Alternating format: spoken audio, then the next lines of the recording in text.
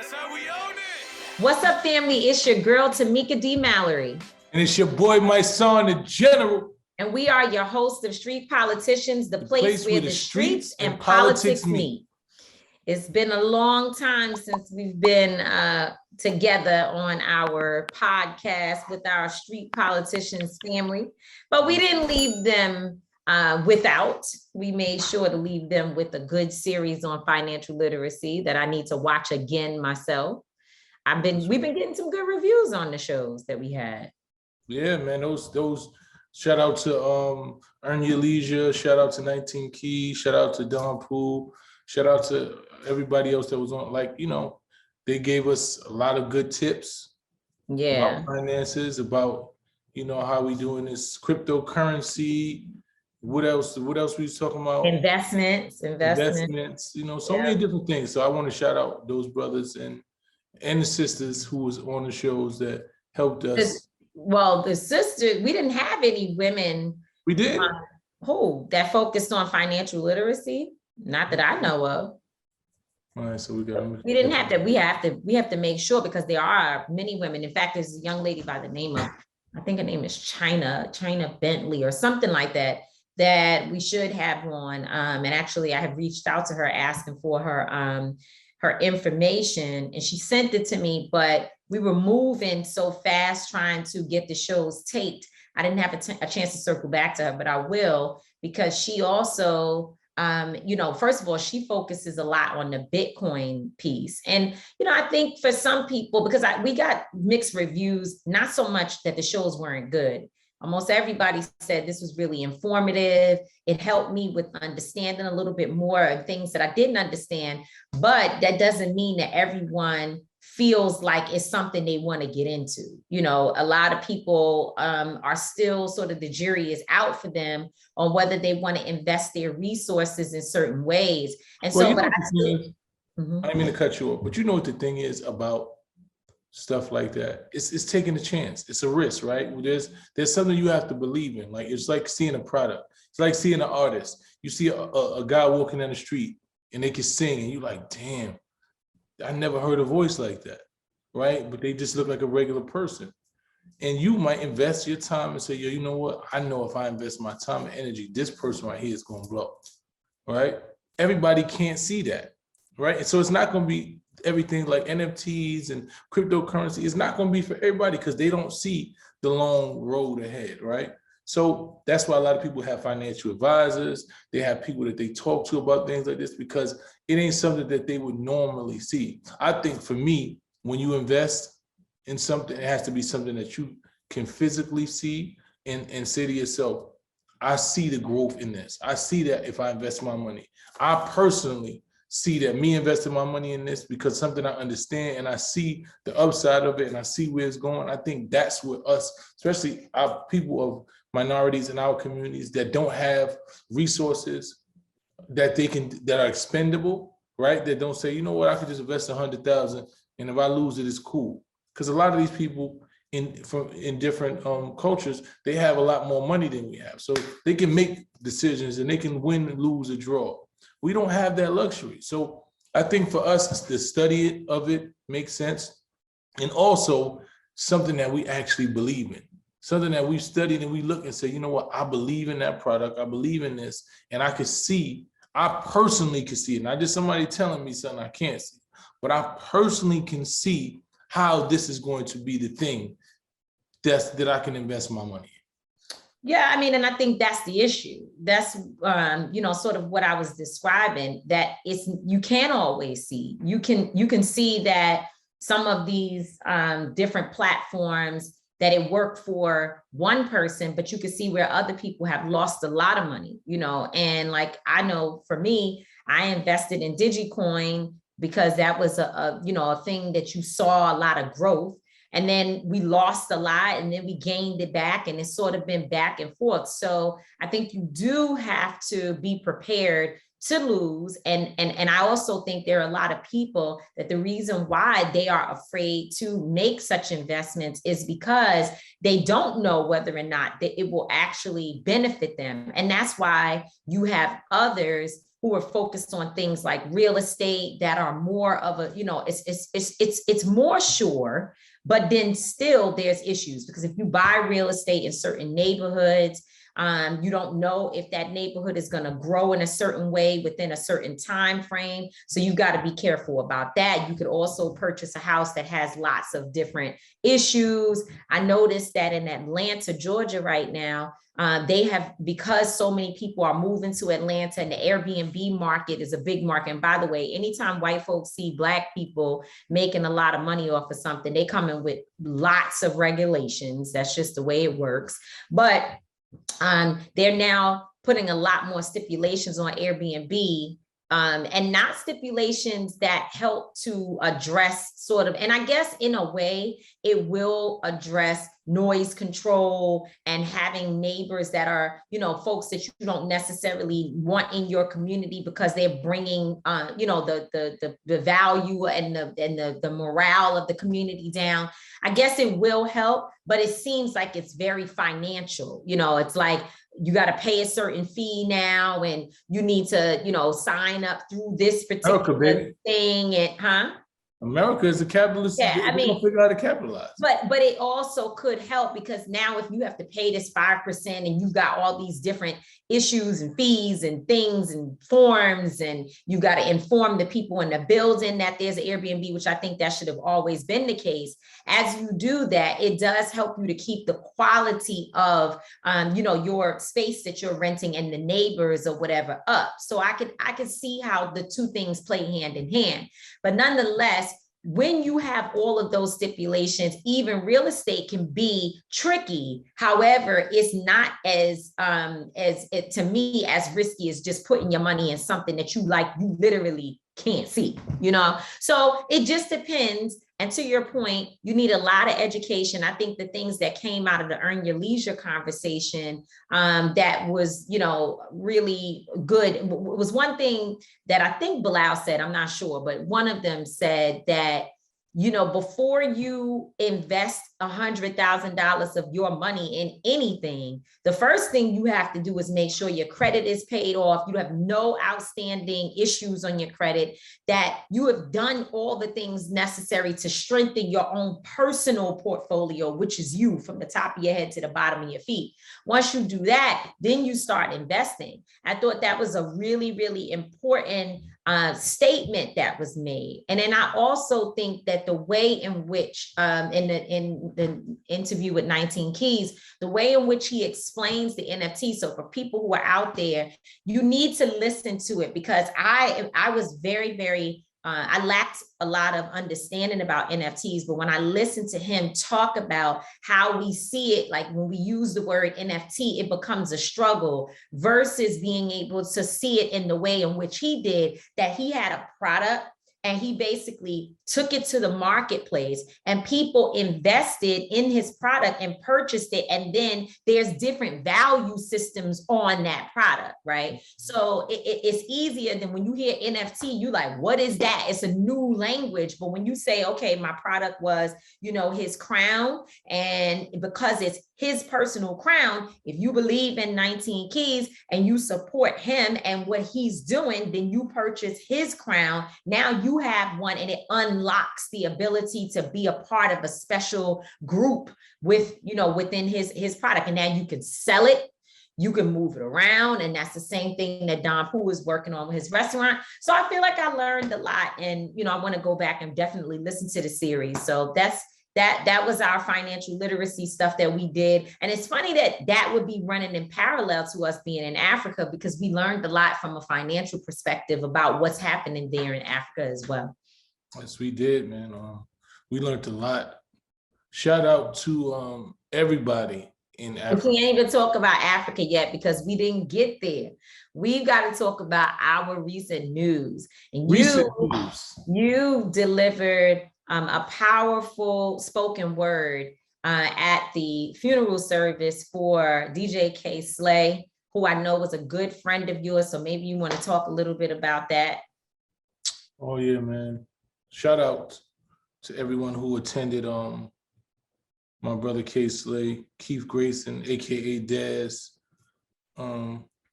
his funeral yesterday. It was very powerful. My condolences again to his family.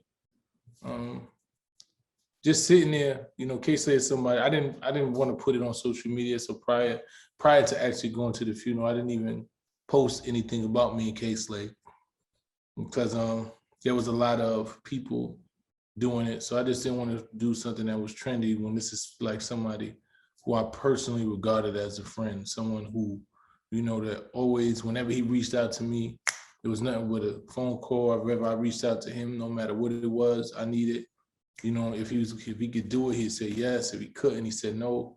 He was the same person all the time from when I met him in 1998 till the day he passed away. K Slay was the same person. So, you know, it was an honor that, you know, they reached out to me and asked me to open up the ceremony with the poem and spoken word, man. So I didn't have a lot of time to do it. Literally, we were traveling back from Africa, and while we was on the plane, you know, I had to, and it was heartfelt and it came natural because it was real, and this was somebody that I regarded and had held in high regard. So, you know, the words came and, you know, and I was blessed enough to be able to deliver that, man. And God willing, a lot of people said it resonated with them.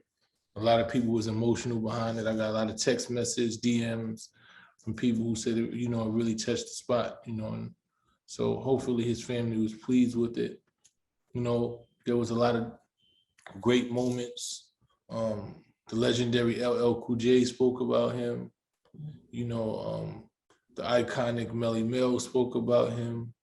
Then of course, you know, Pat, who was his artist, got up there and you know, and just gave his whole tribute to K, just talked about their relationship and talked about different aspects of him and things you wouldn't know and things that if you weren't real close, you didn't know, you know. And then Remy got up there and she said a lot of powerful things. You know, she said a whole lot of powerful things. One thing she said that kind of resonated with me, you know, you don't want to focus on anything negative during the funeral of a man, but, you know, it was in the Apollo Theater. And it was just, to me, you know, the upstairs was full with a lot of fans, but the downstairs was more like industry, like, and people who K kind of helped or knew, you know, artists and things of that nature. And it wasn't packed.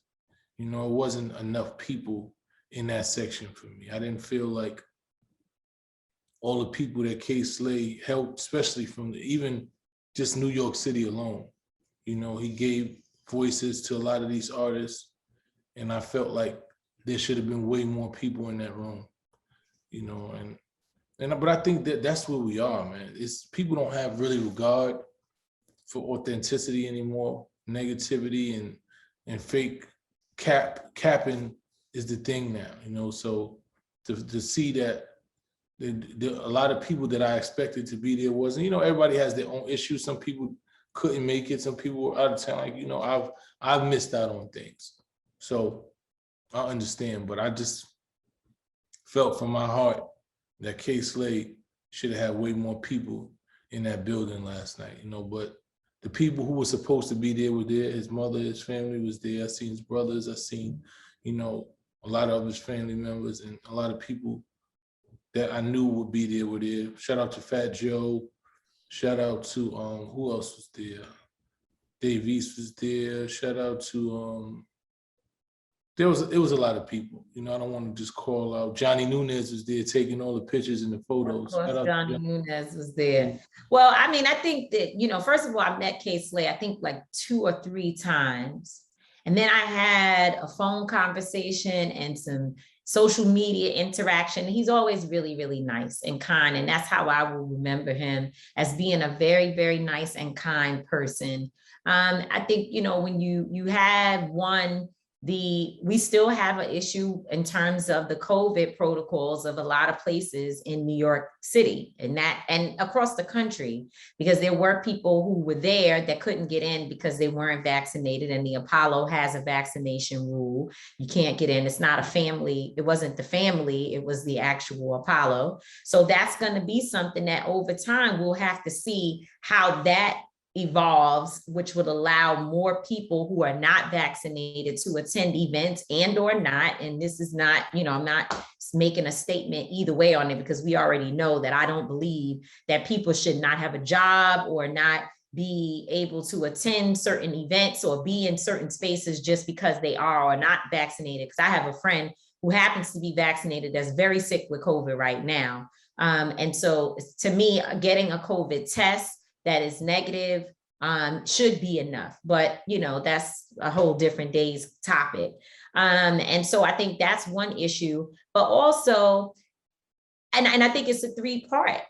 I personally did not even know that a service was happening. Not that I was able to attend. So I'm not saying that if I knew I would have been there, because I wasn't able to attend, but I did not know a service was that a service was happening based upon social media, which is where I've seen whenever someone passes away that is well acknowledged and revered within our community, social media oftentimes is people are posting constantly, the service is on this day, this time, this day, this time. I didn't see that. I didn't even know that Kate Slade's funeral was happening outside of you saying that that's what you were working on when you were writing and getting ready. And then also I had a conversation with TT Torres, who is one of the executives at Hot 97. So that's how I heard it. You know what I'm saying? And I think we all probably could have done a better job in terms of making sure information was floating around socials about when the service was being held.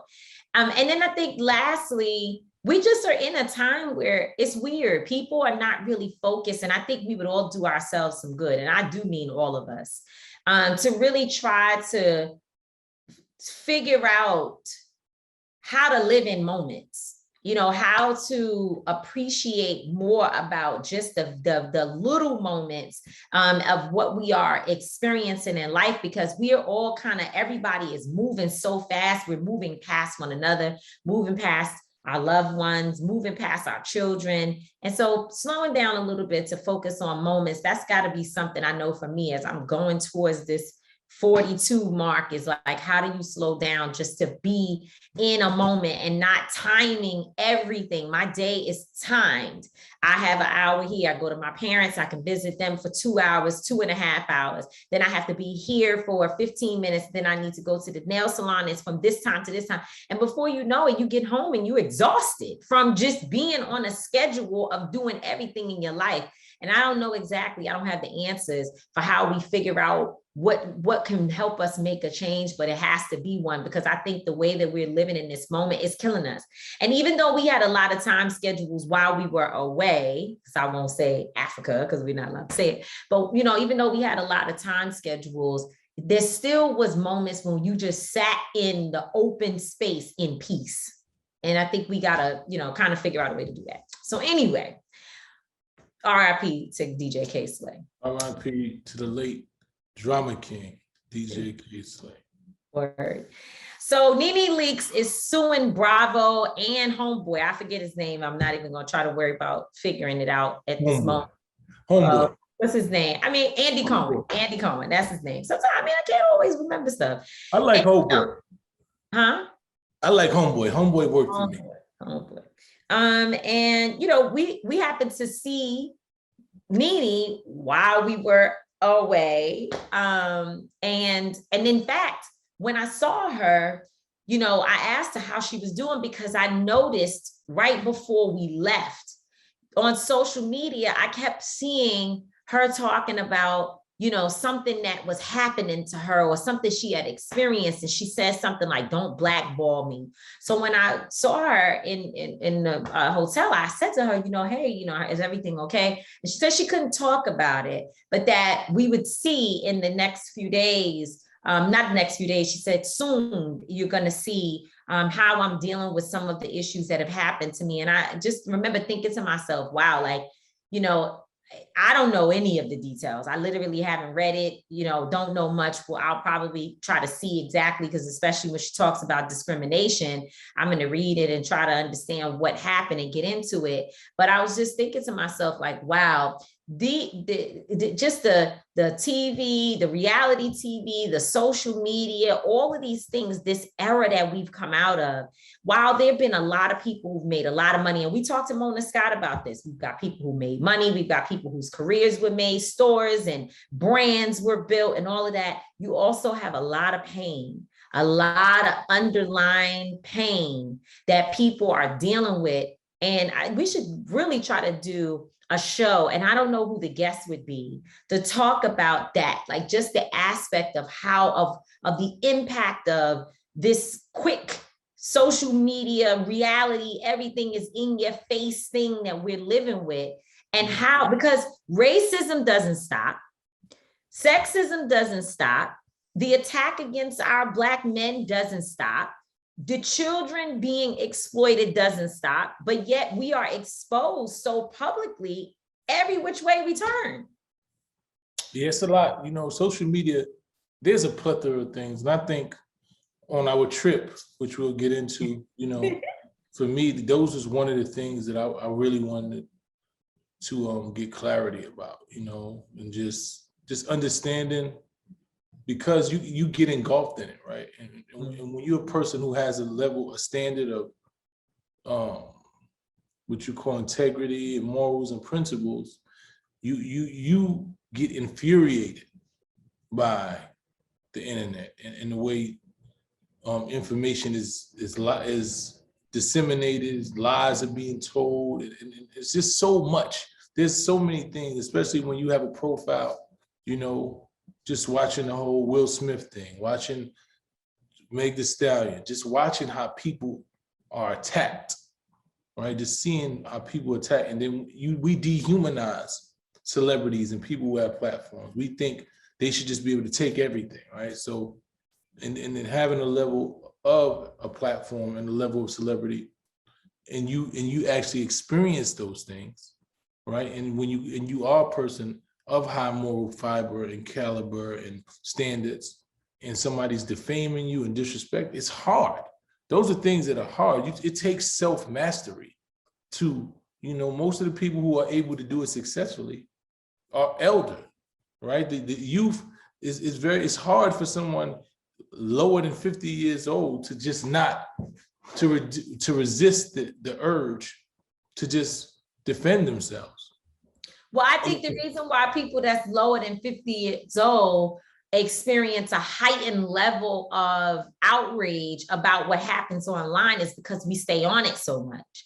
Because people who are older than 50 years old, some of them understand that they have to use it. Like I'm thinking about somebody like, I don't know, let's think like a Kevin Lyles or I'm thinking of people who we know are older than 50. They use social media, but they don't let social media use them. And I think oftentimes because we are in the generation that is just always online, like and the reason why I said Kevin is because I just was watching a video that he put out, and it seems to me like he goes up there, he drops information, and then you can sit up there and comment all day long on Kevin's stuff, trying to get him to respond to you, and he never says anything. And you be better off texting him to say, yo, I saw your video and it was great. Because he's never going to say back to you in the comments. Because more than likely, he's not even on it, right? He's not even on it. More than likely, what I'm trying to tell you is, let me explain to you, more than likely, most of these people of a certain age who get past it, they don't really engage with social media. They have people who run their social media. So they know when it's time to post something they need to post. They might relay a message that they think they need to get from social media, but for the most part, they don't really engage in it, right? Yeah. So right. It's a different understanding. And for us being of this culture and of this time, right, we engage in it because we understand the power that it has. And we also know how it can be detrimental. So me, for what it is that I do, I have to engage in social media because I have to be able to counter certain narratives and certain things, because I know that the people that I'm trying to save are totally engulfed in social media. Or who you are trying to help. I'll try to help. All of us save together, because the saviors mentality that sometimes we have is what's killing us, right? Like just thinking that we have to save and fight all day and every day for other people is exactly what's killing us. But listen, we got to listen, we need to do like 50 shows because we got so much stuff to talk about. We have a guest on, but before we get to the guest, we need to talk real quick. Not so much real quick, but we need to talk about Patrick Lyoya. This man is an African man who was killed in Michigan by a police officer. And I tried everything in my blood. In fact, I actually accomplished it. I succeeded. There was only 2 issues, something related to Meg Thee Stallion and also a prison in Louisiana where, or a jail or whatever, a detention center in Louisiana where kids are receiving inhumane treatment. Those are the only 2 things that I kind of leaned in on and posted, a lot about, or not a lot about, but I was engaged in those conversations. Otherwise, I tried my best to stay away from the conflicts of everything happening in society, because an old person once told me, an elderly person once told me, she would say, I'm an old lady, but an elderly person once told me that you need to go and take time for yourself anywhere, whether it's sleeping in your house, whether it's dating, whether it's raising your kids, whatever it is, getting your nails done. Because what the person noticed, I spent a week's time with her. And in every situation that we had, whether we were just sitting down for a pedicure or having a drink or having dinner, or even in another meeting, I was constantly on the phone, having to get up, having a conference call, unable to focus. And what she said was, when you return from everything that you've done, do everything you got going on, white supremacy will still be here. And racism and challenges and the fights and the struggles and the movement, it'll still be here. And so I tried to disconnect. And sure enough, while trying to disconnect, you were extremely upset and emotional and angry and posting about Patrick Lyoya being shot in the back of the head by police officers on the ground, in the grass, in Michigan. And we had to really kind of address that issue from a distance. And I just, it's not much that we can say, because obviously Ben Crump and others are on the case, attorney Ben Crump, and we will see as time goes on. Of course, they already put out his track record. They're already telling us about the challenges he had in his life and whatever he did wrong. And I wouldn't even give that, the time of day, because the point of him being shot, the way he was shot, is not police protocol, period. And it was wrong. So, it's just like, no matter where you go, America's issues are just unwavering. I mean, it's just unyielding. You can't even go away for 3 weeks and come back and not have, not just a killing, the most brutal shooting that has probably happened since George Floyd, the way George Floyd was killed. And not to say that any of these other shootings are better or whatever, but you just shot the man in the back of the head on the ground. I don't know where and why is the officer not in prison or jail? Because the culture of violence within our police force, and just the way that it is advocated for, right? When you had commanders and chiefs, there also was news that the old man who got pushed, right, that they knocked him down, knocked him out, and just kept going. There was nobody being reprimanded for that. That nothing was happening for that. So there's a accepted, it's state sanctioned violence, as we call it, and Mr. Lyoya was just a victim of that same mentality that happens within these police stations, man. And people get mad when you say defund the police and all this, but the reality is, how is that helping us? How are officers that don't get any type of reprimand for physically harming the citizens that they're supposed to protect, or killing, right? There are people that try to say it's justified. Oh, he was trying to run. Okay, the law does not state that you running away from being handcuffed or being detained gets you killed. If you're running away, the reason for violence and excelled violence, excessive violence is because you are harm to someone else. You are threatening their life. You running away from somebody, trying to get away from them, does not constitute you being killed. And what happens with these officers is that their ego is bruised. The ego is bruised that you cannot contain this man, and he doesn't want to forfeit to being detained. And your ego gets so bruised that you go for the most violent thing that you can. And for people, also they think they're dealing, they think they see an animal. So when you see an animal, because if I see if a dog is running in my area and I feel nervous, I am going to easily try to do whatever is the most. But you're not going to do that if the dog is running away from you, right? Well, that's true. If you're trying to grab the dog because you're trying to that. I stand all the way corrected in my example, all the way corrected, because you're not running at me. Because if you felt you was in that much danger, you would just let the person go. Because at the bottom line, you got the car, you got a description of the person. You can call, hey, we need backup. This person's running away. You don't have to do the super job if you so in fear of your life. You don't. You can literally just let the person go, and somebody else can come. The police is surrounded, would be enough, and he don't have no weapon. He can't shoot or kill anybody, and he can be taken into custody without dying. But that's not the mentality that these people have. Because if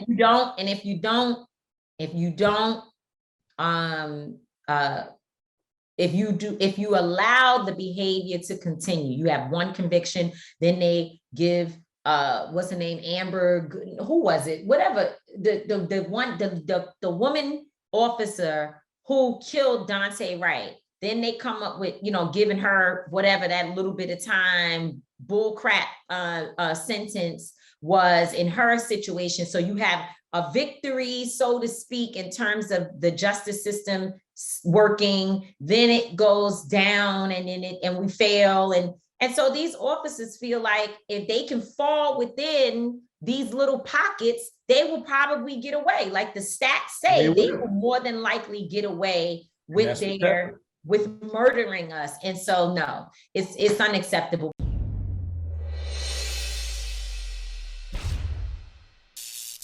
So we were running our mouths so much that we got so close to having our guest on that I wasn't able to talk about the thought of the day. But the thought of the day actually includes this beautiful woman who I'm so happy that we have on. You and Nadia Henry have been friends for many, many years, and you have introduced her and all of us together. I don't even know how we all got connected and reconnected and aligned, but I'm so glad that we have, because she is actually responsible for this incredible pilgrimage that Until Freedom took to Africa. And so first of all, I want to welcome you to the show, Travel with Sparkle. If anybody was watching our post, you know that we kept talking about Travel with Sparkle and copying her and tagging her on the post, because everything you saw us do, from going to the pyramids and all of the different tombs and statues and temples and the hot air balloon, and then you saw us in Ghana going to and in fact, everything, the travel to get from one place to the next, the tour guides that were chosen, the experiences, the dungeons within in Ghana, then the experience we had in Kenya, everything except Mysonne and Angelo somehow found us 2 places for drinks and nightlife, and that was not Nadia. She didn't do that. This was the guys. They figured it out. But otherwise, all of it was planned by a Black woman who is a travel agent coordinator. And again, it's Travel with Sparkle. So first of all, thank you so much for being on with us today, Nadia. Thank you, Tamika and Mysonne. Thank you for having me. Yes, thanks for being here, man. Like Tamika said, it was definitely a life-changing experience, and the way that you organized and constructed the trip made it so much more comfortable. It was the right people who were guiding us, right places. It just was an all-around great adventure and something that, you know, is life-changing for me. So I just, once again, I want to thank you, Nadia. So on the show, I do a thought of the day. We have different segments, and you happen to come on, and we were just getting to my thought of the day. And so we can start off by just talking about what I was presenting. As we were traveling, I was thinking to myself, after talking to some of the tour guides, as well as some of the people, and of course, I've experienced the same thing here in the US. And I'm not talking about people who don't have financial means. I'm talking about people who actually have not necessarily a lot of money, but they have some resources. I'm trying to figure out why people have only been to their little small area. I'm not even talking about going to another continent.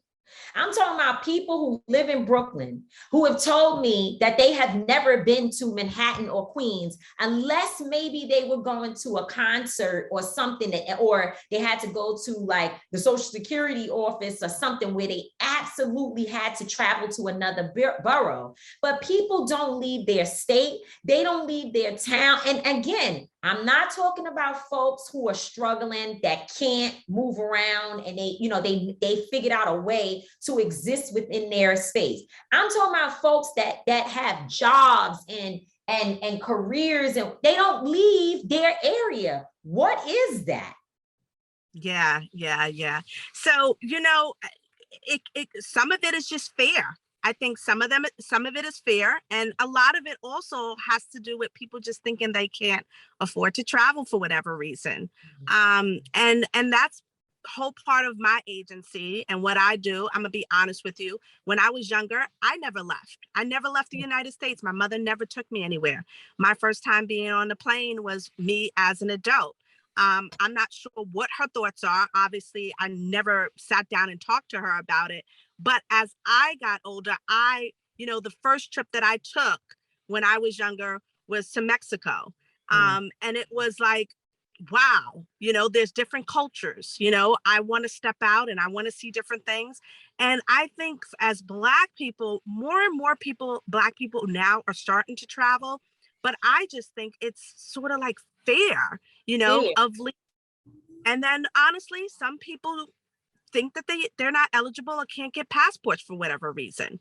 And then obviously, I think the next thing it has to do with people just not knowing that they could travel affordable. And it doesn't take a lot of money to travel, and I think those are the things that, I see the reasons why Black people are not really traveling or are just starting to travel now more than ever. I think the same thing. I think it's a lot of times it's fear, or just people just are comfortable where they are, right?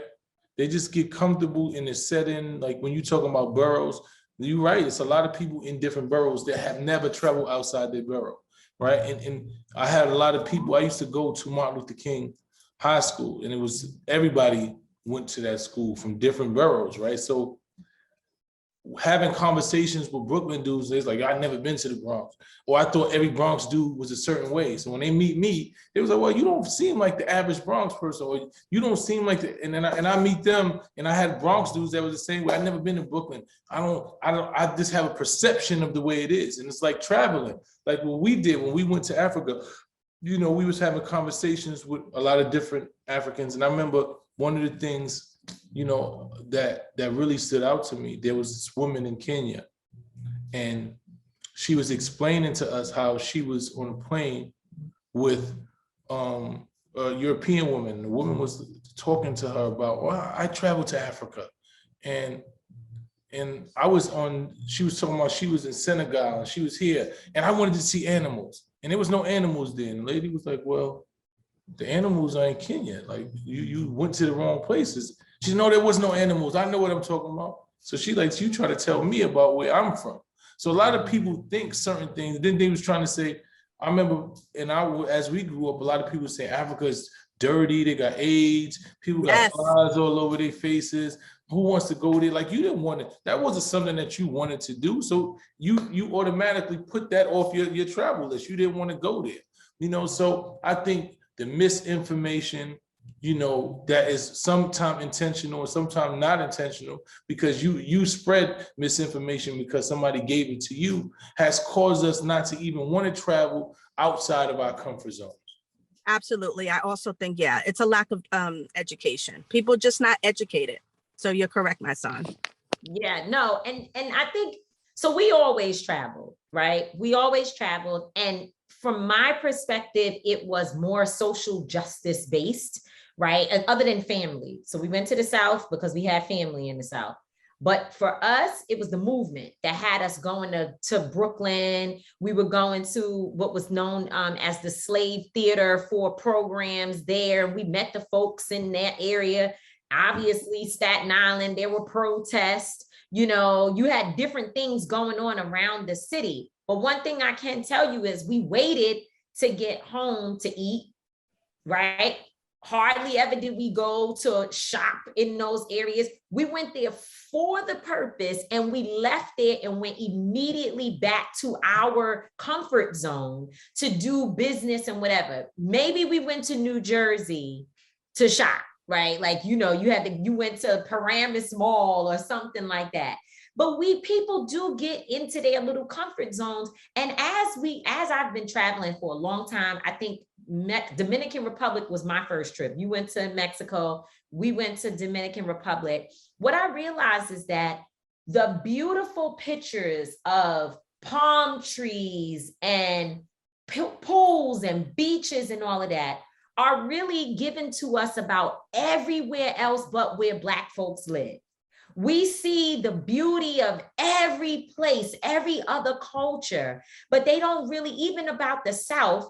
Only thing growing up is Martin Luther King, we marched, and then he was killed, and maybe a couple people that were singers or whatever. But you don't see the beauty of the South and the food and the experiences and all of that. And you definitely don't know that there are palm trees in Africa. You do not know anything about that. So it's an education. So what do you think people need to do?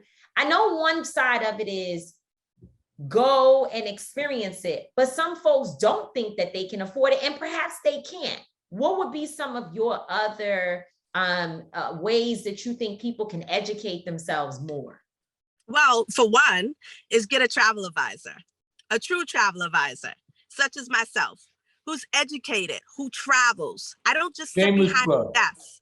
And I don't sit behind a desk and just look at brochures or go on the internet and say, oh, this will be a great place for me to send my client. I actually get up and go to these destinations and scope them out for myself. While you guys were in Africa, guess where I was? I was in Africa also. I was at a conference. I was building relationships. So I think the first thing also, you can speak to someone who's educated in the travel sector. A lot of people, especially my celebrity clients, have come to me and told me that they've never worked with a professional Black travel advisor, especially who curates luxury vacations. And this was a surprise to me. So I think the first thing is to talk to somebody who's educated. And that would be a licensed professional travel advisor, such as myself. Now, we know on the internet, IG, there are a lot of group people that put together group trips. And recently, over the past year, I had to actually go into someone's DM because there was a video on IG saying that Jamaica was closed. Okay. Jamaica, they showed a picture actually of the island without anyone on the beach. This was misinformation that was given by somebody who does group trips. And I went to them and I said, you can hurt tourism by releasing this video that states that Jamaica is closed, because Jamaica was not closed. Jamaica was never closed during the pandemic. Okay. In the beginning, it was closed, but it opened back up. Now, there were restrictions. They had curfews, but anyone who's a travel advisor in that sector knew that we were still allowing tourists to come over, and anything that you did on the resort was wide open. So yes, there may be public beaches that were closed in the beginning, but those were for locals. So I think the first thing to do is speak to a professional travel advisor such as myself that can educate you. You know, the second thing is to not listen and to go see things for yourself. The media can be, well, I'm sure you guys know, a terrible form of education. You know, I was blown away when I went to Cape Town, South Africa. I cannot wait to go back. I couldn't believe how beautiful Cape Town was. I mean, I've been to Egypt. I've been to where you guys went, to Nairobi, and all those countries are beautiful in my eyes.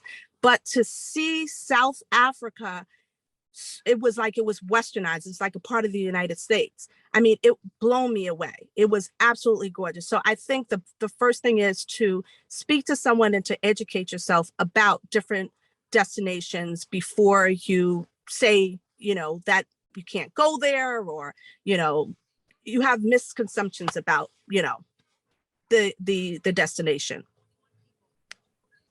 That's definitely true, man. There's so many misconceptions, you know, just being in Ghana, being in Kenya, you know, being in Egypt, the just the architecture, just the whole vibe of certain things. I didn't expect it, you know, because we've been misinformed about so many different things.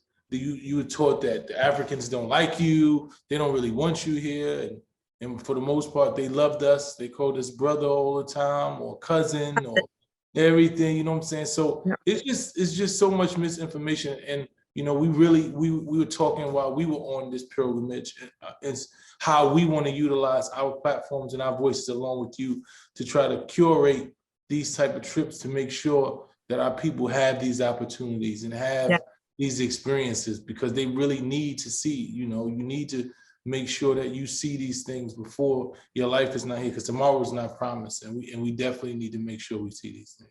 Absolutely. And for the children, the inner city children, I think, you know, also for them, they have not and been out. I mean, I've been living in Newark. I moved from the Bronx to Newark in 1994, and my heart is in Newark. And I was very involved and still involved in the Newark public school system. And in the beginning, when my daughter started going to charter school, they had made a trip every year for these students to go away, and you would be surprised how many children have not even left the city of Newark. So yeah, I think education, traveling is definitely a form of education, and I've been instilling that in my children ever since that they were younger. And I would love to do that, my son, because there is definitely a need in the urban and cities for educating on traveling, especially for children, but also adults who've never left the state. You know, a question about that, and I know you're in the car moving around. We appreciate you stopping to be on the show with us today. Question about that. A lot of people think they can't afford it, right? They can't afford to go to a place like Africa. And I know I said earlier, they don't really show you of the beauty of places that are like people in our skin color. And you mentioned Jamaica and some of like St. Martin and those places. We started to learn this a little bit later. It's been as of recent, I would say maybe like the last 10 years, people have started really going to Jamaica and countries where there are a lot of Black people and on these islands. But Africa's there's a far stretch for folks being able to get there. The flights are kind of expensive, especially if you want to fly and be comfortable on the trip or whatever. So help me understand, because somehow you get people there that's not as expensive. So what is it that you're booking at a certain time of year? Like, give us a understanding of what you're doing to help people get to that experience. Good question. Good question, Tamika. So no, I don't book people to go at a particular time of the year just because it's cheaper, because I would hate for one of my clients to go to Egypt in July and August.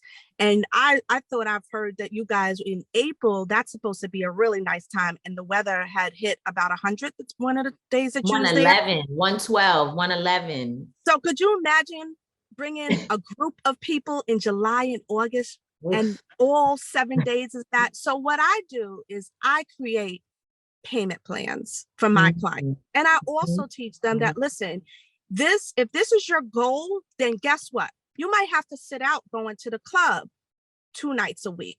You know, you might have to, I know, honestly, we're going to keep it real. If this is what you want to do, because this is what I do. I don't go out as much as I used to. And my son knows I used to run around a lot in the city back in the day. But my goals was when I had children, and I have 5. I have 5 children. Yes. So when they were younger, I didn't know that. I didn't know you had 5 kids. I do. I have 5 children. But they all are very well traveled and very well educated. And I think that it started by them traveling at a very young age. My daughter, who's 7 years old, she went to Kenya, to the Mara last year. But that's beside the point. That's an important point. That's an important point.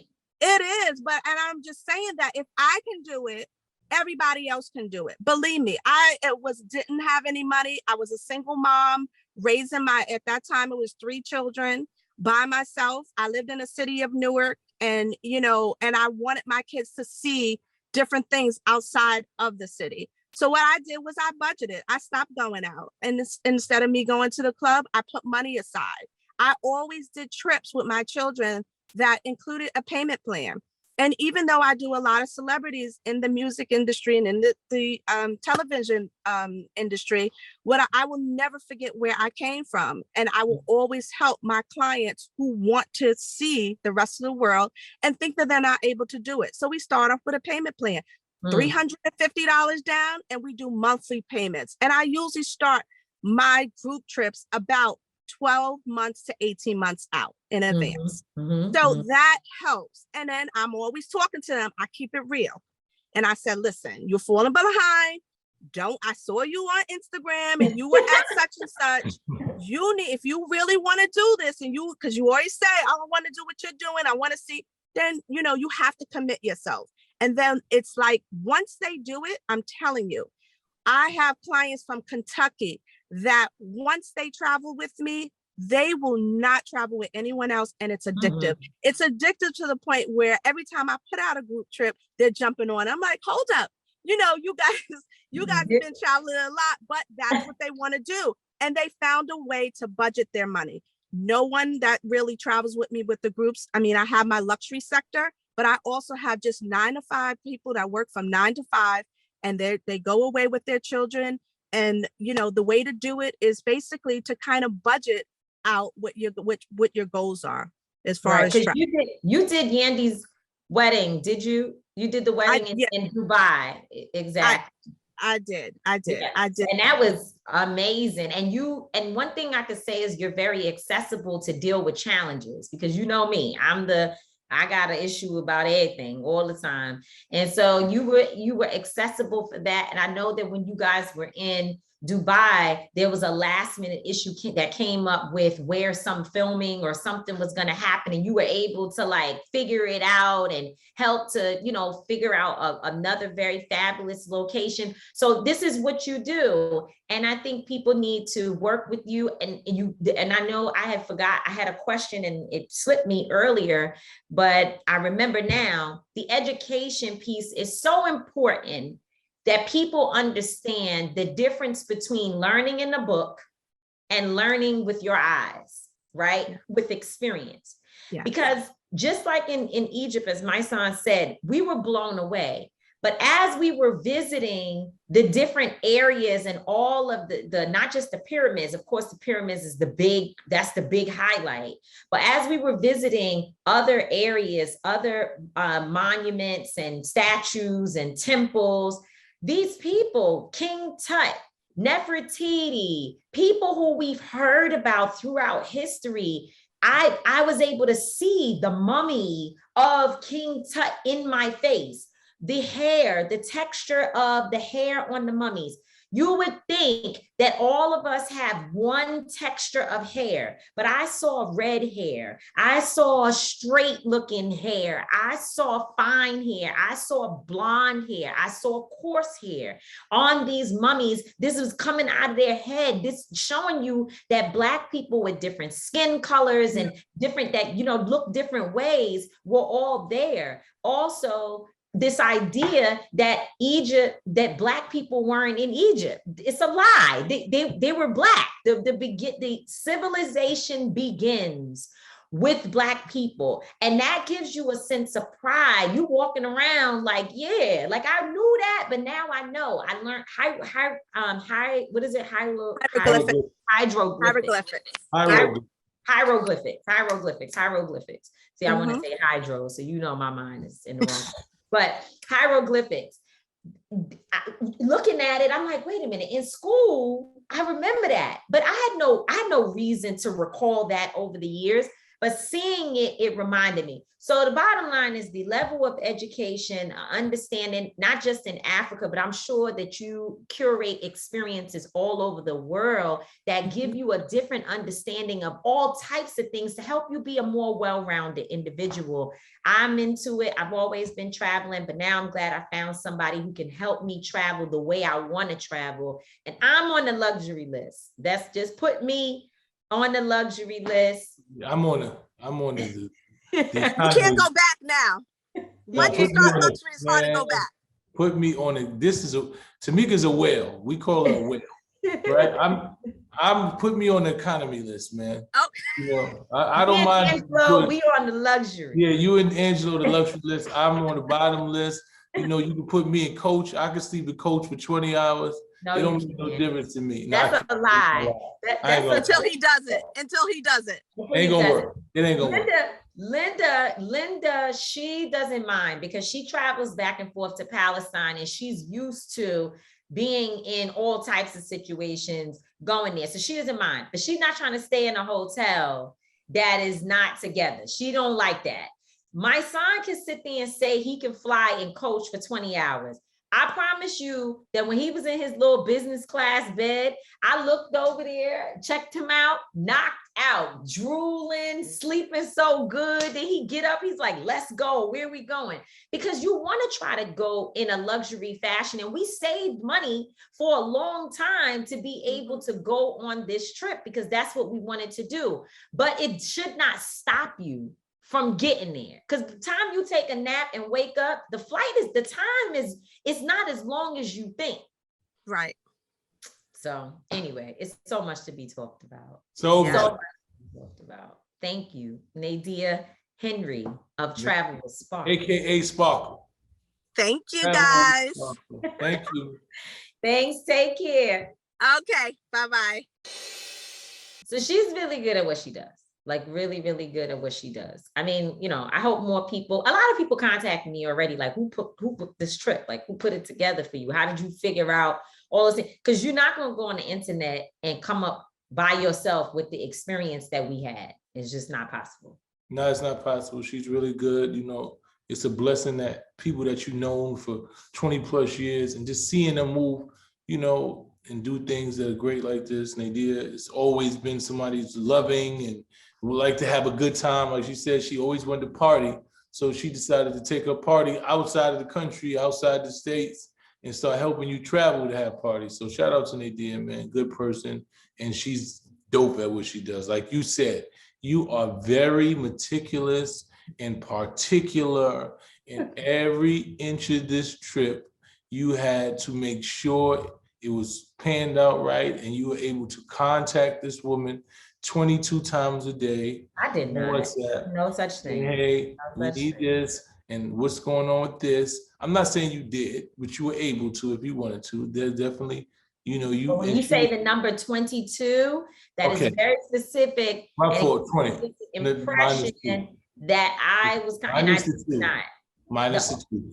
The times that I contacted Nadia for issues was any misunderstanding when checking in at the different hotels, because we stayed in 7 different hotels, so there was little issues that we dealt with.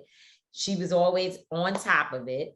And then the only other time was during travel because we didn't know. It was little things coming up that we didn't know. The COVID protocols has created an additional layer of stuff. You already have the security layer. So people just need to know, like, we're not trying to sit here and make it seem like when you're traveling, it's just the most simple thing in the world. It is not. It just like how when you travel, if you fly from New York to Alabama, the security is a little bit more strenuous after first of all, you starting with the 9/11 changes. So you had that. But in addition to that, when COVID first happened, shoot, we was getting off the plane in certain places and having armed guards and the National Guard and others asking us where we've been and getting our information so that they could track us to see if we got COVID and spreading it, and they want you to quarantine for 14 days. It's a lot going on. So imagine putting security, international travel, COVID protocols, paperwork, documents, this and that, all on top of each other. You've got to get to the airport massive early in these other places. And we found out what not getting there early would do based on the traffic in Nairobi. Nairobi is different, man. It's different, man. But you know what I want to do, since I know it's this is a long episode and we can't even get into our whole trip. No way we can get to our whole trip. But I do want to talk about Egypt, since that was the first place we went to. Just go a little bit into it and then talk about what I might don't get it, right? Because it fits into this. You know, Egypt was a beautiful place. Like, like you said, the pyramids, the hieroglyphics, the tombs, just knowing the history and understanding that this is our history. The Kemet were the first people in Egypt, and people, they try to exclude that level. A lot of people say that Hitler blew the nose off the Sphinx because it was a Black person's nose, and so there's so much history inside Egypt for us. I think, as we walk through the tombs and we seen the hieroglyphics, and we had, shout out to Jimmy, who was our guide, who was able to read these hieroglyphics and explain to us in detail what they meant, what they were saying, how they actually contribute to language today, how movies have been, created in the form of hieroglyphics, like the hieroglyphics created cartoons and things like that. So just getting the history of that was something that was phenomenal. It was like Egypt was something that's phenomenal. I don't think when we went to probably about I don't even know how many tombs it is in the Valley of Kings. Oh my God. Well, before that, when we first got there, the first day, he took us to that museum. Yeah. That's where we saw the hair and the texture of that's where Nefertiti's daughter is there, and King Ramses, all of the Ramses, first, second, third. I mean, we learned so much in a short period of time, but he kept saying to us, I'm going to tell you a little bit about this now, but it's going to come together later. So he would tell us a little bit of history, but by the time we went to 7 different locations or whatever, you would see what began here and the different struggles and the wars and all of that, it was full circle with some other part of the history that's in a different place in Egypt. Egypt is amazing. Sorry, I didn't mean to cut you off. No, it was amazing. I'm glad that you gave that perspective. We went to the museum first, and that was amazing. Just finding out that there were 9 tombs and coffins inside of King Tut's tomb. One was made of gold. Yeah. There was one made of gold. There was one that was. They were all made of gold, I thought. I think. Yeah, because it was 2,500. They were all made of different levels of gold. Yeah, it was small all the way, because he was a little guy. He wasn't that big. Little guy. He was only 19 years old. Right. When he passed away. So they don't really talk about that. When you think that this is probably one of the most famous pharaohs in history. Yeah. And though he was only 19, legacy doesn't have to do with age. So that's another thing. I think I picked up on so many different things You know, just making these travels. You know, another thing about Egypt to me was that it was built on royalty, right? It was so many kings, and there were so many levels of royalty and queens. Hatshepsut. Hatshepsut, that's my girl. I wanted to talk about that on another episode because we got to break Hatshepsut down.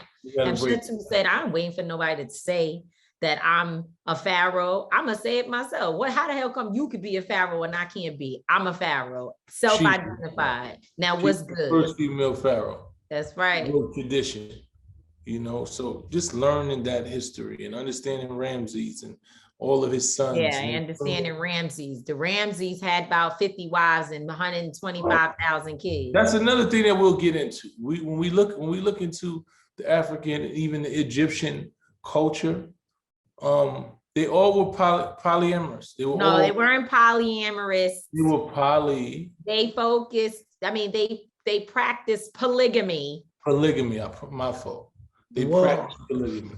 That polyamorous stuff is some stuff y'all came up with, and I don't even know where. I'm gonna have to do a little bit of do some research. A little bit of research to find out.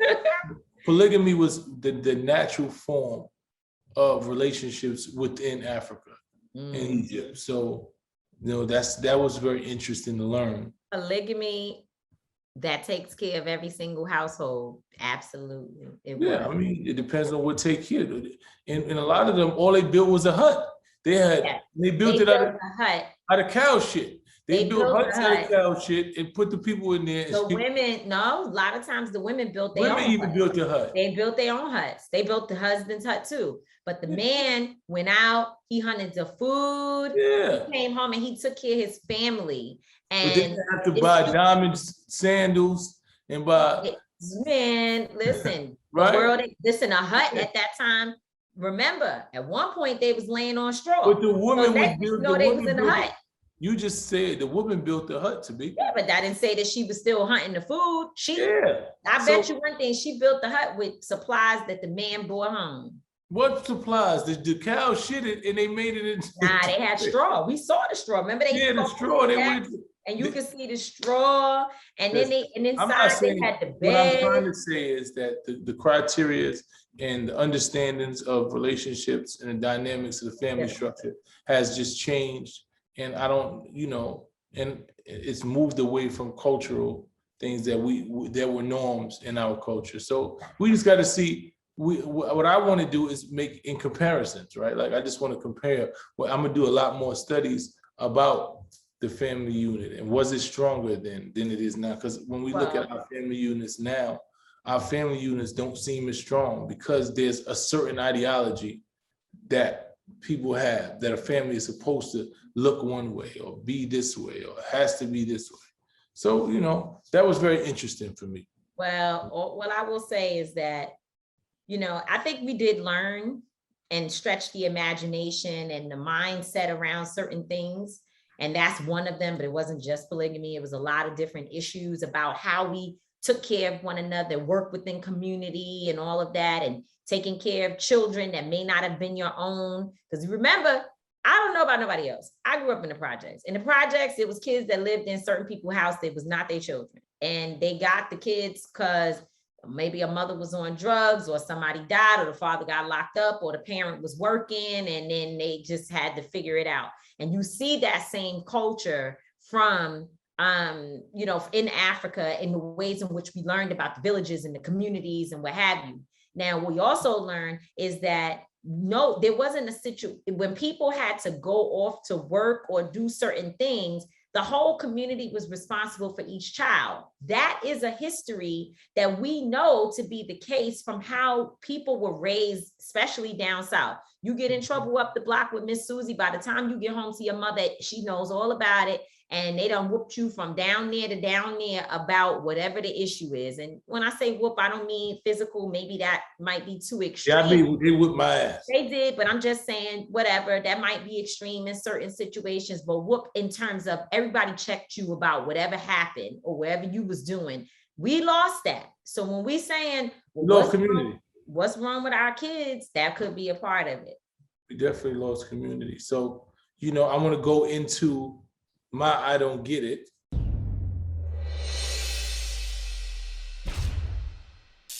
Just based off of Egypt. What I don't get, and if you ever go to Egypt, you'll realize this. What I do not get about Egypt is how the hell they drive. The driving in Egypt is the most traumatic shit I have ever seen in my life. Every drive in Egypt is a near-death experience. And am I lying, Tamika? I've never seen driving. Every car is coming this close to crashing, they're speeding, they're this close to each other. There is so much reckless abandonment in the Egyptian driving. The highways, people are running across the highways. They are in the middle of the streets. They have no regards. Like people are throwing themselves in front of cars. And somehow these drivers know when to stop, how to stop exactly on a dime to where they're not killed. No street light. Yo, it's just something that's just amazing to me. Like I've never, ever in my life seen driving. So I just don't get how, and there's no street lights. You don't have to, they don't really have rules on the road. They don't. They don't. Either. Well, when You don't have to stop at the stoplights. If nobody's there, you just drive at the lights. It doesn't matter. Like when we got to Nairobi, which was crazy sometimes too. Every single place we went, the drive. But I think Egypt was probably the scariest driving I've ever experienced in my life. It was. But when we got to Nairobi, the guy said, "You just push. You just push. That's how you drive. It's not about." We stopped at lights around those like roundabouts. But other than that, there was never a traffic light that they stopped for. Nope. You know, I don't get how the system of driving, especially in Egypt, hasn't yielded 1 million car crashes a year. Like I want to look up, and I haven't looked up yet, but if you listen to this, I want you to look at the rate of car accidents in Egypt, because I need to know, because I have never seen people drive like that. Me either. Those are all the experiences though. After a while, you get to the point when you like, okay, we're not gonna die, because it's, you know, when you first get there and you see it, you're like, oh, but then as time goes on, it becomes the norm and you're like, okay, they got it. We had some great drivers. We did. We had great drivers. I was amazed by the drivers that we had, because I'm like, I would be dead by now. There's no way that I could drive in this. It's just from your heartache, from the trauma. So then you get a little more comfortable, but you know, God bless everybody driving in those countries, man. God bless y'all. Yeah, y'all the real MVP, man, because I don't know how you do it, man. I think I got a video. It should be showing up in this clip. I got a little couple of videos so y'all can see a little something, but it don't really do no justice to the real way they drive. So shout out to the drivers, man. And speaking of clips, we should make sure to put in, I think we sat down together and talked while we were in the hotel with Angelo about attorney Angelo Pinto, co-founder of Until Freedom, along with us, about our experience in Egypt. And so we should put in a few moments of that. It'll be a long episode, but hey, we got a lot to talk about. I could see when you talk about race, the features of the mummy, there is no doubt that these people were Black. That the people who were here, the ancient Egyptians that built all of this, the rulers, the ones who preserved this land. Because by the way, talking about politics, the thing I learned at every step, every museum, everywhere we went, is how many different nations have tried to come here, and rulers have tried to come here and steal these people's land and their resources. Or and did steal. They did steal, but they stole. But guess what? The people fought hard to protect, and you think, okay, the temples, there may be people who don't understand the depth of a temple wasn't just built because they just wanted to, put a structure up, but they had to build places that they could live and protection and places to fight and all of that. We're resilient people. And we history. also created space for others. It's like people could come and you might even get in there. We ain't gonna be like you can't. It's like gentrification. Yeah. It's not like you can't come. Like, right. 'cause there's places we just can't go. or they'll come and destroy everything. They do want to We were a people where it's like, all right, we see you want to come. We'll let you hang out with us. Come, and not even that. You might be able to have children with us. Mm. We let it go way far, for better or for worse. And I mean, when you look, that's why when you look at the stories and the history of Egypt, of Kemet, and I think when I think about America, Black folks in America, it's very similar.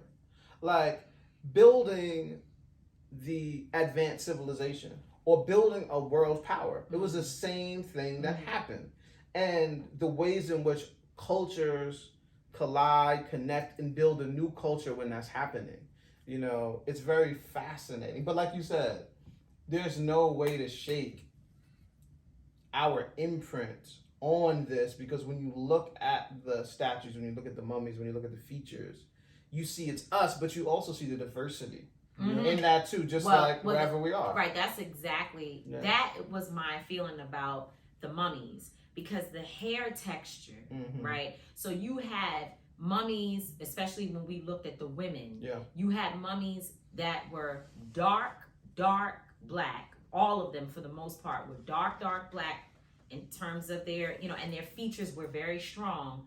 But their hair texture could be braids. It could be thick. It could be coarse. It could be straight. It could be, I saw wavy, red hair, blonde hair, and I told you, it's you know, I made a joke, but it's true. They had the wet and wavy, and I need me a few what you call it? Not even inches. I need me a few bundles of the wet and wavy on my head, like, you know, and that goes to show you that when people say, oh, you know, if we wear a weave or we wear protective hairstyles, the people will say, oh, you're trying to look like a European. No, Europeans is not going to look like them. It's looking like us, our own history of the diversity of our own look. So I was shocked about the mummies. I think for me, that's the thing that I'm taking home. The cars, definitely. And the vendors, I was in situations where I wasn't sure if I was going to have to fight, like, because it got kind of crazy. But the mummies. But you understand them. I do understand. Because poverty is violence. And the babies, that touched me. And the thing is, a lot of these the babies were so aggressive. They were. Like the babies, when we did give them like dollars, 7, they 8, were fighting. No, give me more. Give me more. You give them $1, they was angry, and it's like, what's deepest too is, to your point, is poverty and even other forms of control and oppression. They make you think someone else is your enemy, as opposed to the circumstances that are really causing you to live like that. Because you might have me here for a second, but you're gonna be like this forever. Right. So I'm not your enemy. I'm not your issue. And those issues, it's a much bigger issue than me at play here. And the thing I think that we have to realize as we depart is that Egypt and other places around the world, it's all the same. It's all connected. Global politics. It's the same with our kids. Yes. They see one another as enemies in the U.S., which is why they kill one another. Yeah. The reason why there is such a violent culture is because, one, you know, we learned it from them. We learned it from the colonizers. But beyond us learning, it was created from. Right. They create the conditions. And you know what? They create was when we let them. I said to Angelo, throughout history, there's always been this struggle for power, right?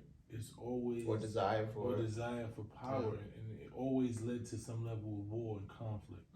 Even when you look at every scribe, there was a king, there was a god that was fighting against his enemies. Like they showed the killing spear. They showed the enemies underneath the feet or everything. There was always enemies. There was the haters. There was always, they had to go to war against this, and it's like. That was disheartening to me. Right? You wanted to go. It's the romanticization. He wanted to go see that at one point there was peace, and there's never been. And based on our history, there's really never been peace, right? Well, there's always been. It's like I think it depends. Like even when people talk about slavery, and people say, well, there was always been enslavement, but they say no, not actually. In this way, there was involuntary servitude, there was prisoners of war, but when you look at the kind of enslavement that took place, or the ma'afa that took place with us, it's a different brand and nature of it. It almost is like what you're saying, or worse, it gets worse. People evolve their understanding of even war, and they make it worse. So that way they can have more control, more power, Exactly. Figure out how and that's do I where make, it becomes how even do I more make dangerous. war better for me, to where I'm more of a threat Exactly. to the enemy. Mysonne, what was your most impactful moment? I think I had so many. I think it was, I think the pyramid was pretty much, looking at the pyramid and just sitting there, it was just like a marvel.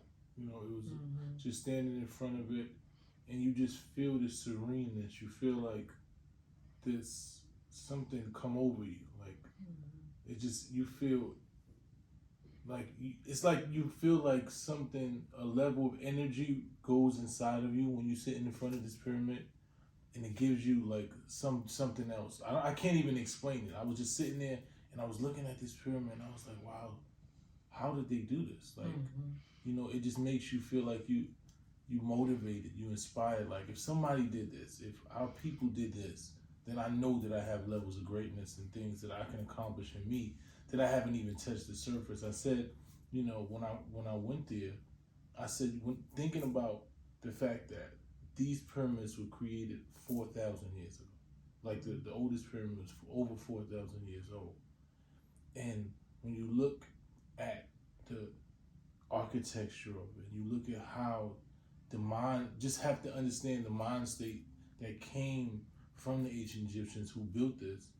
I don't even know if we're that mentally advanced right now. I don't know if we've reached that level of mastery, right? And I think when I'm looking at it, I'm like, yo, we may have evolved mentally as a people, right? I mean, not evolved, we may have dissolved. We may have moving away from consciousness. I think the ancient Egyptians had a connection with something that was far deeper than we even have right now, right? So I think that when you go here, it gives you the sense that we have to reconnect with our higher selves. We have to reconnect with a level of genius that somewhere along the line we lost.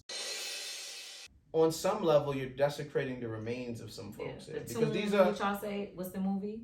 Tomb Raiders. Tomb Raiders. And even Indiana Jones. All that that pop culture, American Western culture, is about coming here and desecrating them, getting treasure, a lot. All of that is this. They're coming here to get the treasure, but it's like, what people is that? And if you look at the people, what people are you treasure, to take? But not only that, whose treasure you taking? Right. And it's deep, because look at all the stories of the people who take the treasure. It's never us. So that's how you know it was us, because we not taking the treasure. So all the people coming, because it's ours. We would take it. Because you're not taking your own treasure. Right, and I mean, because even when I'm looking at the mummies, even the experience with the hot air balloon, it is beautiful to get an opportunity to see, and I understand why there would be this preservation so that we can see our history. Yes. But it almost feels intrusive, and it feels wrong. It's just in the most simplest way that we are even able to look at King Tut, knowing that somebody put him in a tomb inside of, what was it, 2,500 pounds of gold. He was covered. Didn't they say he had nine There was like 9 inside boxes where he's someone put him in there for a reason. To keep him and what's deep? Oh shit, that's deep. Somebody put him in That's there deep. for a reason, and you've removed him. This is deep. So that people will pay to come and see him, and I want to see him. I want to see the king. I want to see the king. That's what I'm saying. I want to see the king, but I don't know if I'm supposed to see the king. Not like that. And it's deep what you said, because when we learned about Hatshepsut, right? Hatshepsut was a bad bitch. Who became, who made herself a pharaoh. She's right? She made herself a pharaoh, made the priest start saying different stuff about spirituality. Say like, nah, God sent a daughter. Y'all go figure that out. But what's deep is that we know her stepson, who took rule after her, destroyed temples and things that she built. Not just cause. He destroyed it because he felt like it would impact her road to the afterlife. Yeah. And her ability to have eternal life. What's deep is when we're talking about this, these people coming in here, what you doing? If King Tut really need that to have his afterlife, Yeah, and you came and pulled him up out of there, what you did? Now, how does that impact future generations? That's what I'm saying. That's what's deep about it too. It's like these people didn't do this just because they thought it was nice. Oh, we're building a nice monument. No, they were building something because they thought it was connected to their spiritual practices and afterlife. And now you desecrated it. Not just desecrating it. If that is in fact true, you are messing up people's afterlife. You intercepted whatever their spiritual journey would be, and I'm telling you that spirit, because they didn't write that's what I'm trying to say. They didn't write the hieroglyphics on the wall because they just needed to do it. They wrote it so that the story would be there for generations and generations to come to understand. And then they said leave this shit alone, and you like, nah, we're gonna go in it anyway. Yeah. So shout out to everybody who came to the show, who watched the show. Shout out to Nadia Henry, Travel with Sparkle. Make sure you follow her and you book with her. You know, we got to make sure that we're supporting our own, especially when they're doing the right thing. Like we always hear this about, oh, you know, Black people don't do business right and they don't do this. Nadia is very professional. Very professional. You know, I've watched, you know, Tamika is one of the hardest people to please, especially in business. She does not. She takes when she spends her money on something, she requires the service to be proper. And she had very little things to say about Nadia. She was like, she's very accessible and she's professional. So, you know, and if she could pass the Tamika D. Mallory test, then she definitely could pass your test. Trust me. Hey, Thank you very much. There's nothing wrong with this. I'm not running away from this. These statements that you were making. You are 100% correct. The truth will set you free. So shout out to Travel with Sparkle. Make sure you book your travel experience with her. And we'll talk about more episodes. I mean, we'll talk about more of our trip to Africa. We'll talk about Ghana, which you have to hear about. And we'll have some clips from there. And we'll talk about Kenya, which you also have to hear about. And we'll have clips from there. And we'll just continue we want to make sure that you really understand what this trip was for us and how, you know, monumental and life-changing it was. For me, you know, I think my mind is on a total different wavelength, just in Egypt, just looking at what it took to build those pyramids, what it took to write those hieroglyphics, the precision, the artistry, the just exactness. Like, I don't even think these are one of the seventh wonders. When you look at those pyramids, they have not been able to identify how they built them right now. You know, I think there's a level of genius that the Egyptians reached that we've dissolved from. You know, evolution, but I think we need to get more in tune with that level of genius. So, you know, I disagree. We can argue about that on another episode, but I feel like the ingenuity is still there. It's just that we get frustrated by all the ignorance that is also buried within it. But there are amazing things that have been created. I'm not saying they haven't. I just think for me, I think when you look at the pyramids and you look at the hieroglyphics and you look at the structures and what they built, and you just understand that all of the stuff that we have now was not nowhere near available. This was thousands and thousands of years ago, right? And you look at that and you have to ask yourself, and you look at the precision, right? You have to understand how long and how dedicated you have to be to building those things, right? Mm-hmm. Complete dedication to those things. Mm-hmm. And when I look at the impatience and the attention span that we deal with, we look at the JFK that they've been building for 20 years, the same thing, and it doesn't require that level of precision. Like, you don't have to put hieroglyphics into the walls, right? We got construction sites that we've seen for 10 and 15 years. We got highways that they've been trying to and all it is just one thing, a sheet of concrete that they've been building for 10 years. The same divider has been in the middle of the road, and you trying to figure out what is taking so long. And you look at those pyramids, But we don't know how long it took them to build Well, those even if you don't, either. what I'm trying to say is it doesn't matter, right? You can look and say that there was precision that came with it. If it took 20 years to Yeah, build, because we don't build the same, things don't have the same quality. It doesn't, even in our everything we have, the quality is quality not has there. diminished. That's true. It's That's true. diminished. So that's what I'm trying to say. That's Is true. Diminished.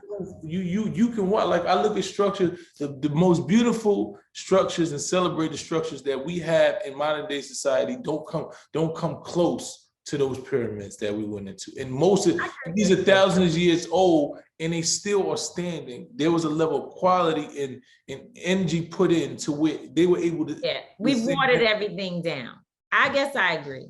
So that I think that's my mindset. So, so that's the end of our show. Thank you for tuning in. If you have anything that you want us to talk about, you want to tell us you love us, you tell us you hate us, let us know that you realize that we the #1 show in the world, #1 Street Politicians, then we want to say thank you.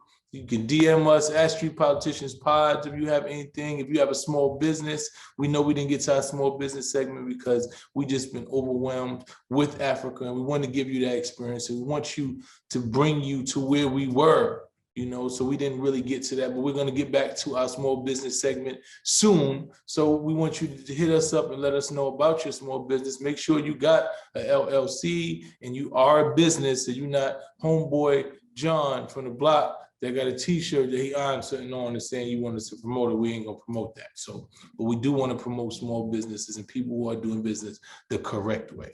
And with that said, this episode comes to a close. Shout out to my brand, Honorable. And you see my little dashiki I got on, right? You look nice, sir. You my bought little dashiki. a lot of things. I brought some things because I want, being in the motherland, I said I got to get me some garb. I got to make sure that I feel like these are African threads here, man. So I wanted to bring back some African threads. So shout out to the brothers. I don't know what I got. You got a lot of. You got all types of shit, man. I haven't even opened the bag. I don't know. You haven't. We'll see. We shall see. I got more gifts for my mom and dad and everybody else. But anyway, that's the close of our show, guys. We love you. I'm not going to always be right.